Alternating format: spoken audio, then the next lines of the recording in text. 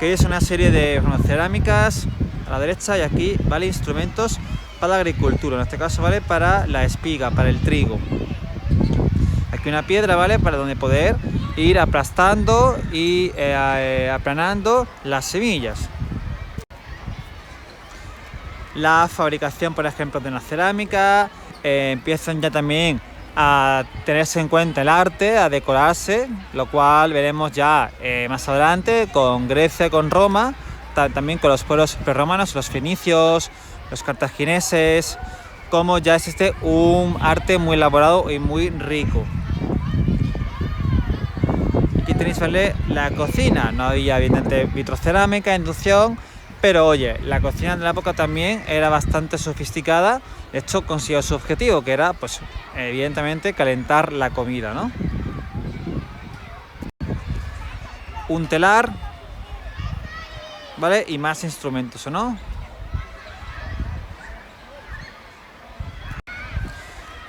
La última etapa de la prehistoria es la edad de los metales. Por lo tanto, tenemos 1, paleolítico, el ser humano nómada, caza y recolección de frutas, ven en tribus. Neolítico, revolución de la agricultura, ganadería, diversificación de la economía, comienza el comercio, el ser humano se vuelve sedentario, vive en pequeñas aldeas que pasarán poco a poco a ser ciudades, cambio radical, revolución.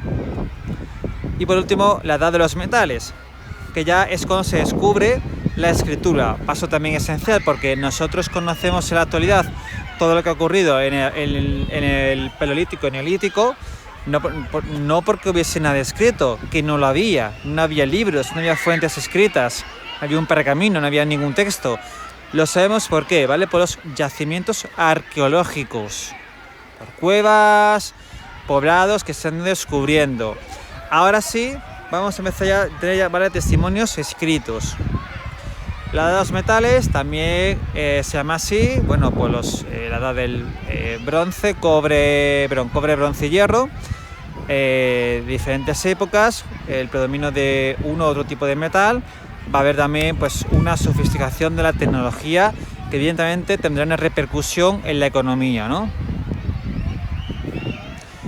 También comienza en la zona más rica de la época, del mundo que hemos conocido de la época, que es la zona del creciente fértil. Aquí es a partir de 7000 a.C., pero podemos decir que realmente comenzaría a partir del 3500 o 4000 a.C. También depende de la zona, ¿de acuerdo? Como siempre. Siempre hay que hablar de fechas aproximadas. No es que hoy, 31 de diciembre, me acueste en el paleolítico y mañana, 1 de enero, ya nazca en el neolítico. No, ¿vale? Esto no va así. Son fechas que se ponen siempre aproximadas. Se comenzó a trabajar, ¿vale?, el metal, a fundirse con diferentes aleaciones o mezclas para obtener herramientas cada vez más precisas, armas para la caza y también para las guerras, porque al ir creciendo los pueblos, los poblados, las ciudades, empiezan a competir unos con otros. ¿Por qué competirán? Pues como las guerras en la actualidad, por poder, por tener más influencia, más tierra, más recursos, más poder, en definitiva, ¿no? Y también metales como objeto de decoración. 3 etapas. El cobre, en primer lugar,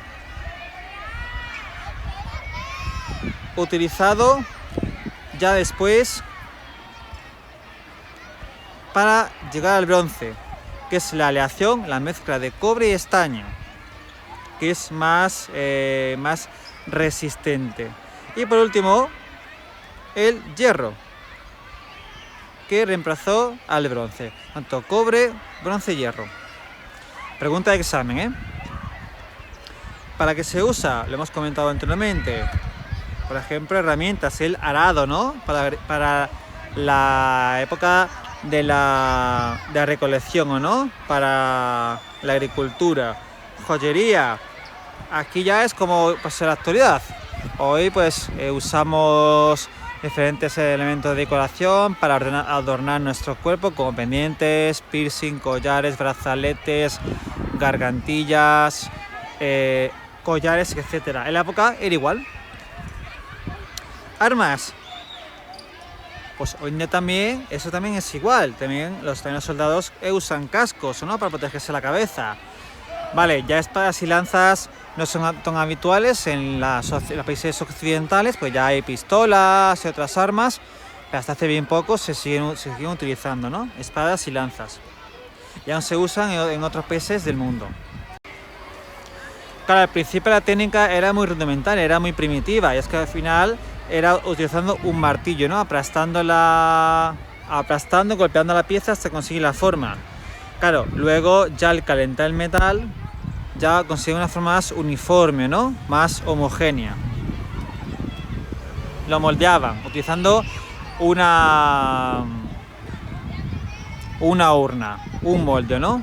Un molde, digamos, con la forma de ese objeto. Si quiero fabricar una espada, pues voy cociendo y moldeando ese molde, ese, digamos, prototipo, le doy la forma que después quiero utilizar y después me limito a hacer copias, como si hoy hago una escultura. Pues una escultura o un plato, por ejemplo, yo utilizaría un molde y después ese molde ya voy repitiendo la forma tantas veces como quiera. ¿Vale? Si no se comprende, lo explico en clase o también pues puedo poner un vídeo. El comercio, evidentemente, pues sigue desarrollándose. Ya empezó en el Neolítico. Se sigue, ¿vale? con el trueque. ¿Vale? Tenemos también el trueque, intercambio de productos. Se inventa también la rueda. Esto es un invento, ¿vale? Capital. Y digo capital, uno de los inventos más decisivos e importantes de la historia de la humanidad. Imaginad hoy que no hubiese rueda. No habría coches, por ejemplo, no habría transportes. Ningún transporte, ¿no? La montura de caballo, ¿de acuerdo? Y técnicas de navegación también como el barco de vela. Claro, el barco de vela va a poder transportar más cosas en un barco que si lo llevas en una carreta. Y va a también poder comerciar a larga escala. No de por a sino vas a poder recorrer, vas a poder surcar los mares. De hecho, la zona del Mediterráneo fue una de las zonas del mundo donde más se desarrolló el comercio, ¿no? Gracias a los barcos. Esto que antes hemos comentado, al aumentar la riqueza, los pueblos se hacen más grandes. Y dentro de los pueblos, que pasan a ser algunos ya ciudades, existen grupos, familias, personas que son más ricas que otras. Empiezan a tener también casas más grandes. Las ciudades empiezan a competir unas con otras, empiezan a rivalizar, dándose las primeras guerras, conflictos, se fortifican con murallas para protegerse de ataques enemigos. ¿Vale? Esto también para preguntar en examen. Una pregunta que podrá ser cuáles fueron las consecuencias en la sociedad, ¿no? de estos inventos, de esta revolución. Es decir, cuáles fueron los cambios que experimentó la ciudad. ¿Vale? Surullar, murallas, ciudades, pueblos más grandes, ciudades, fortificación, ¿de acuerdo? Vamos a ver que también los trabajadores se van a especializar en la metalurgia, ¿vale? De metalurgia, que es el trabajo con los metales. Se van a desarrollar sus trabajos en la joyería y la cerámica, que será uno de los primeros oficios que van a tener. Va a haber gente especializada en ¿qué?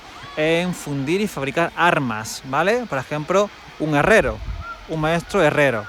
O, por ejemplo, también un carpintero, ¿no? O un ceramista, ¿no? Para un escultor. Los oficios. Personas que solo trabajan en ese empleo de forma exclusiva. Claro, ¿esto qué conlleva? Que haya una especialización. Porque si tú solo te dedicas, por ejemplo, a elaborar y fabricar espadas de hierro, por ejemplo, estarás especializado y serás muy bueno en esa tarea, mejorando tu técnica.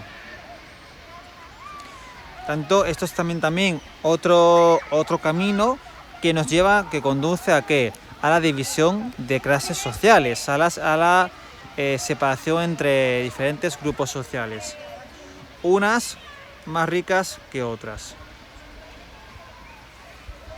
Como las ciudades sufren ataques, nos hará falta ¿qué cosa?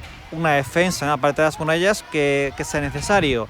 Soldados, aparecen los guerreros. Uno de ellos será el jefe o rey de la ciudad, que tendrá el máximo poder. Aquí tenéis otra imagen, ¿de acuerdo? De cómo se vivía en la época, de un poblado ya más grande. Fijáis, ya no está abierto como en el Neolítico, sino ya está cerrado con esta muralla, ¿no? Esta torre que está defendida, torre del homenaje, que está aquí defendida.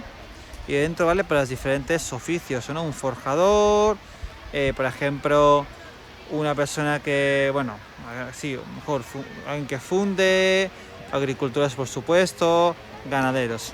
Y también sigue habiendo cazadores. Ya los instrumentos, tanto de decoración como para la guerra, son más sofisticados, como podéis ver.